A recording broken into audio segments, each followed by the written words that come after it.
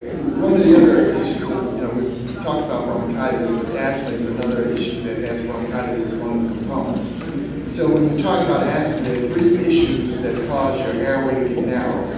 One of them has to do with the muscles around the airway. If they constrict, that will cause the airway to narrow. The other is an increased amount of mucus that will cause the airway to narrow. And the other is inflammation or swelling of the airway. For you, I don't know what kind of inhaler they gave you. If they gave you an inhaler that just deals with the muscles, which causes the muscles to relax, that may not be enough. The other thing that may cause you to have swelling of the airways is edema, which is inflammation. And so it may be that you need a steroid inhaler, which will act topically to cause a reduction in the swelling or the inflammation. And sometimes there are medications that include a combination of the anti-inflammatory and steroid, along with the muscle relaxant. And so if you take that, over time, it may be that will open up your airway and help you to cough up some of this stuff. So you need to, did they tell you which kind of medication you're taking with your health? No. If it's just the bronchodilator, that may not be enough. You may need to have a steroid along with that bronchodilator. All right. Yes, ma'am. You helped me clear up a lot of the understanding about pneumonia and chronic bronchitis and all of that stuff. Thank you very much.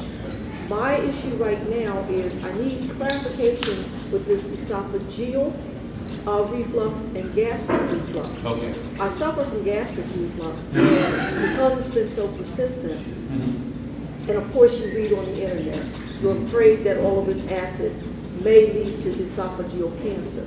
So I need a little bit of clarity of how these two relate. Okay. All right. What happens actually? Okay, so the question is gastric reflux, esophageal reflux, and if over a long period of time, can that lead to cancer? And there are certain things like Barrett's esophagus, they call it, and all this kind of things. And there are other things that your doctor may want to evaluate for, things like achalasia, which is the muscles not working appropriately and let the food come down the esophagus appropriately, that type of stuff. But let's deal with the gastric reflux. Our stomachs it secretes an acid, and that acid allows us to break down our food so that we can, the small bowel and the stomach can absorb our food and our nutrients. That acid is the skin of our stomachs can handle that acid. Our esophagus is the tube that leads down to the stomach.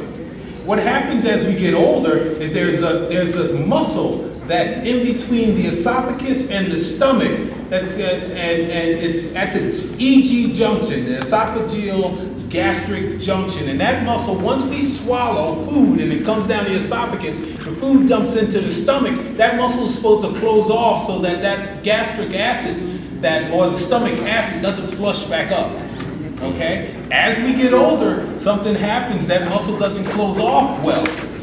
And it stays open a little bit. And we can develop something called a hiatal hernia, where the stomach kind of folds back up on the esophagus and that muscle doesn't work appropriately and it stays open. So when we eat, guess what happens? Some of that acid flushes back up, and that's what heartburn is. That's actually the acid burned into the esophagus, and that's what you feel when you feel that heartburn. The possibility of, and what can you do about that? Boy, oh boy. All right. Number one is that, I'm going to get to the surgery part of it, but number one, what we try to do is several things. Number one, we try to eat things that are not acidic. So you stay away from your chocolates, your coffees, your tomato sauces, your things like that, because that aggravates and that produces more acid in the stomach. Number two, when you sleep at nighttime, you try to sleep on a wedge foam. And I recommend a wedge foam for all my patients that have any reflux, because basically during the night, what's happening is that just a drop or two of that acid gets back up into the middle of your throat or back there. If it drops down into your airway, you're going to have a chronic bronchitis on and going, just one little drop. Okay? So that what the wedge foam does is gravity holds the gastric acid down in your stomach because your head is above your stomach, and it doesn't reflux up during the nighttime. The other things is that And basically, as far as surgery and stuff like that, that's a difficult surgery to correct that hiatal hernia or that muscle. And there are only so many people that I know even attempt it. And if it gets to that bad where you think you need surgery, you need to go to somebody who really does a lot of them. All right, and there are only a few people in the country that I know. I know there was one guy up in Morristown doing a lot of them at one time, but I've kind of lost contact with him, and I don't know if he's still up there doing them. But that's a difficult surgery. You need somebody that really knows what they're doing, not the guy who's like, I've done 3 and I want you to be my 4th. No. All right? I hope I answered your question. Yeah. Go ahead. All right, so I just had a question over here. You guys asked pretty good questions. Thank you. So, it's a two-part, or 2 different questions here. First one is, what can you do when you're trying to get your teenager, what can you do to get your teenager to talk to you about their problems? Okay, that's a good question. It's a difficult question. The answer, and I think most of psychiatry and most of medicine in general is, depends what's leading to this issue. It can range, this particular issue, where a teenager doesn't talk to you, can range from just normal teenage behavior.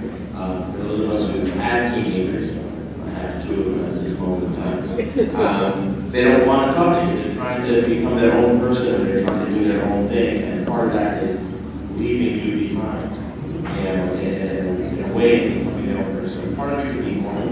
It can also be a sign, however, of some serious mental issues that can arise. It could be one of the first signs that you see somebody with depression, or even in more serious conditions such as schizophrenia, where people kind of isolate themselves and stop talking. To try to figure that out, you have to look at other things and other changes in their behavior. And they stop eating the same way, they stop sleeping the same way, they act in bizarre ways. Is there any way the family has similar things? So it's very difficult to figure out what to do. If nothing is abnormal other than they want to keep to themselves, that might be normal behavior for a teenager. The best thing is to not push them, because they'll just push back towards that, and just be available when they do want to talk. If there's other behaviors that are concerning, then that's when you should go talk to your pediatrician, try to talk to a psychiatrist to do an evaluation to make sure there's nothing more serious going on. To take lightly, something that to be looked at seriously. It also raises the question of whether there's some kind of substance, some kind of drug that can cause these types of symptoms. A lot of substances, actually, all major psychiatric symptoms can be caused by a substance or even a medical condition. So we have to look into this. But this one probably needs a psychiatrist to evaluate. So I have a question. Is this surrounding this issue? Yeah, it's about substance abuse. We're hearing in the media and a lot of other places that there's substance abuse is more and more of an issue. And I'm wondering if you could speak to what it is, how it is impacting our African American community, our communities of color, and where can people go to actually engage someone to get treatment within this community? So, how is substance abuse affecting the community? Kind of repeat, see if you can repeat the question. Right, so the question is, substance abuse is kind of rampant. Wants to know how it's affecting our community and where to get treatment. Yes. So, how is it affecting our community? It's devastating. It's an epidemic. Drug abuse is an epidemic. And it has been for some time. It's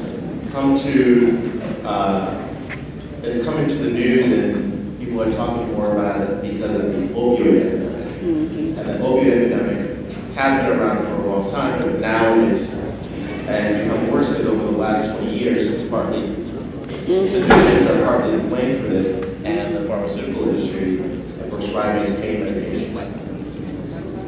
The current opioid epidemic is not really an inner city Black African American color problem.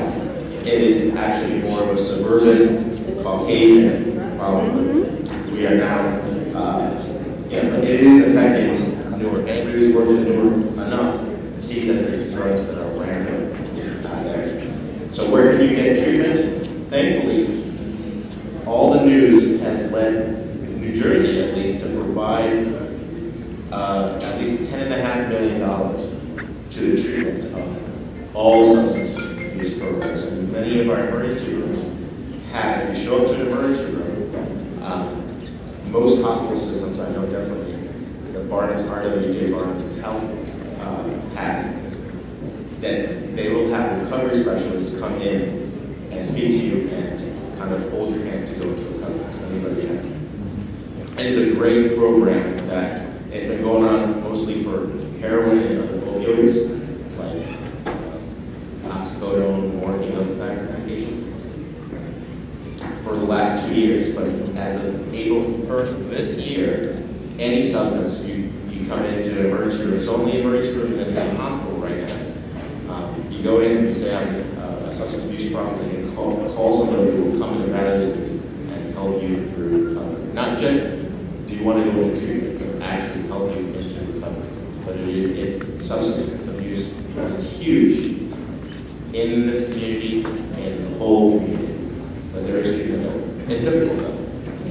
As a surgeon, I prescribe narcotics for post-surgical conditions. And along with Dr. Sastry, New Jersey, the state of New Jersey requires pain contracts, essentially. So if you're a patient and you have a procedure and you require narcotics, oftentimes the prescriber can only prescribe a limited number of pills for the first prescription. If there's a refill that is needed, you're required to sign a pain contract. I have one in my office. And essentially what it says is you will not share your medication, you won't sell your medication, you will not keep your medication around children, you will not essentially call on the weekends to get refills. You must give the office 3 full business days in advance prior to getting any refills. There can be a trickle-down effect. If as adults, we have households with children or adolescents, and they can get access to the medication. So it requires counseling, education. I will say that routine muscle strains, aches, pains are not to be treated with narcotics. That's not what they're for. A narcotic will simply trick your brain into thinking there's no pain. It doesn't actually solve any problems.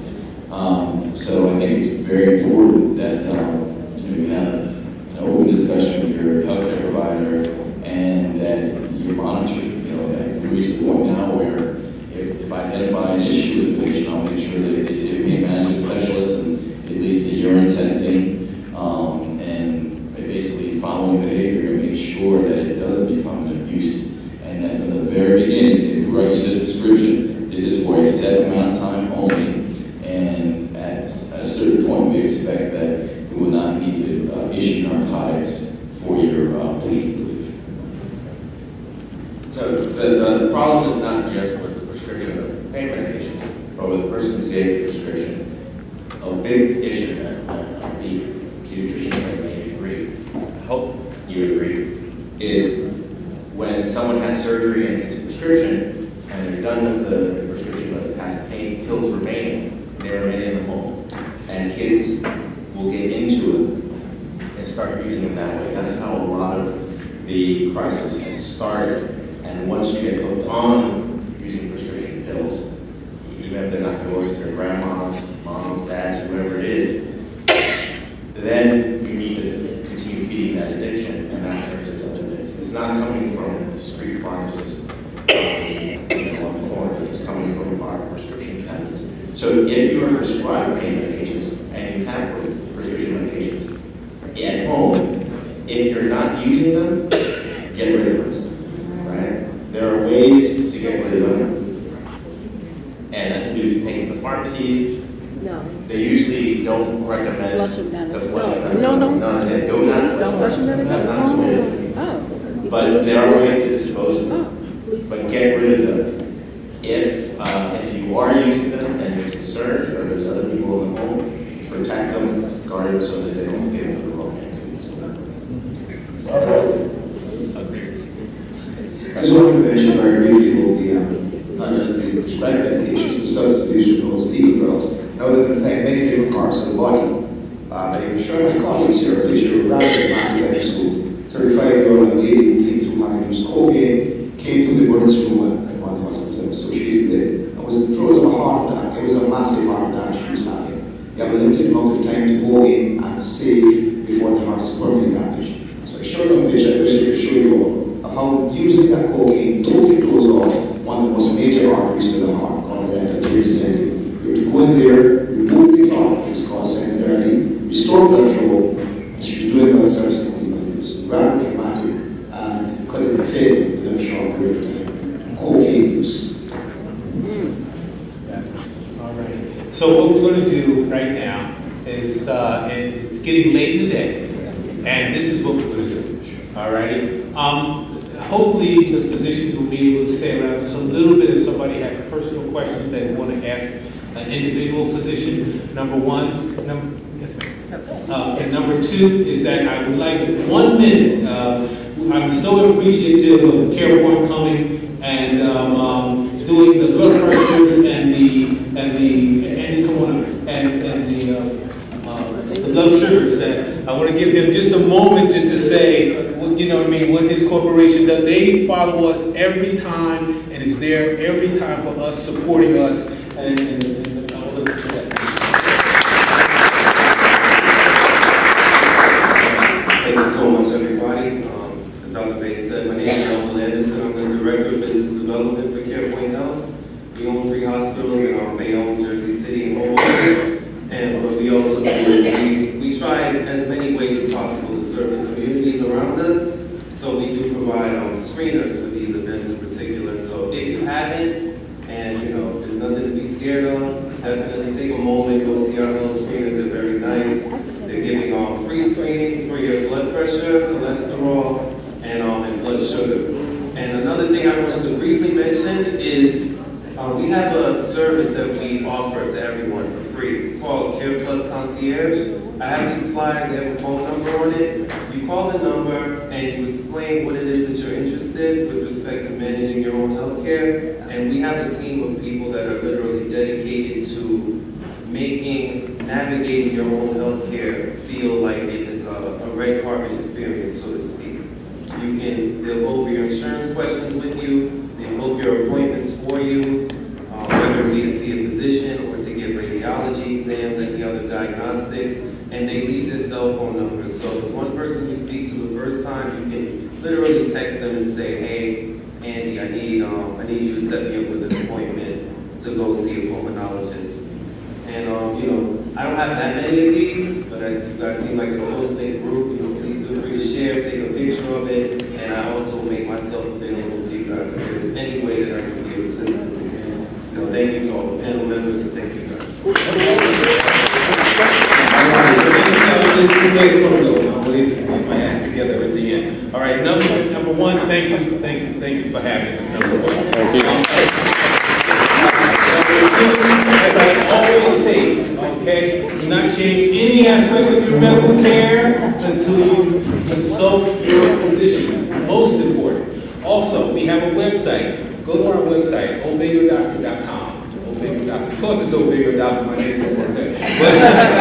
But it's obeyyordoctor.com. It has a whole lot on there. Please go to the website, check it out.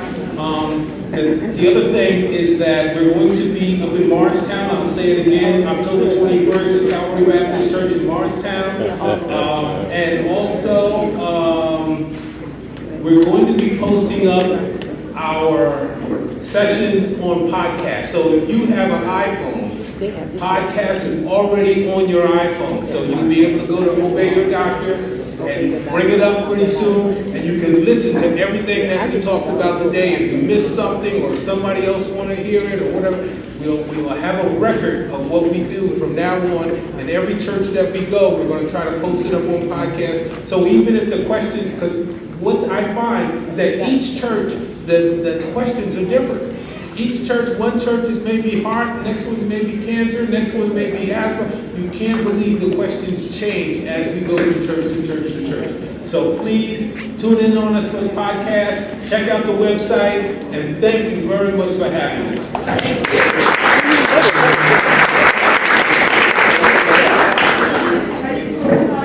Here it is. Oh, the podcast, it's on your phone, it'll say podcast. And all you have to do is hit it and it'll come up and you just have to sign in. But they have a website too. Obey your doctor. Yeah, obey your doctor. Everything is obey your doctor. Actually, there are some cards on the table over there. It says obey your doctor. Just grab one and you won't forget. And the podcast, hopefully we'll have it up in the next few weeks and you'll be able to hear all of this and all of our upcoming sessions that we do from church to church. We'll put it on podcast so you can continue to listen and it'll just be a great experience. Thank you. Thank you everyone for coming. The AIDS Health Ministry, we have so many people to thank. We'll get to that after, including the book club, which kind of co-sponsor, they co-sponsor this. I want to especially thank these physicians for coming out here and sitting. Someone said 10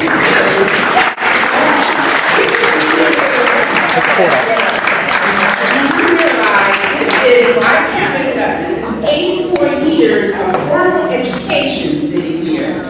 Plus, afterwards, they had, I shadowed an orthopedic doctor. I was supposed to be with him for 2 days when they had the insurance thing. I could only do 1 day. I didn't do the surgical day with him. He really wore me out. And I told my boss, the 1 day shooting, videotaping him is enough. But thank you so much. And guys, we have a gift for each one of you. If you have a copy, pass the copy on. But you all are gems. This is the third one I've been to, and I love it. There are some people who are inquiring how to, they can email Dr. Bay. info@obeyyordoctor.com. info@obeyyordoctor.com. So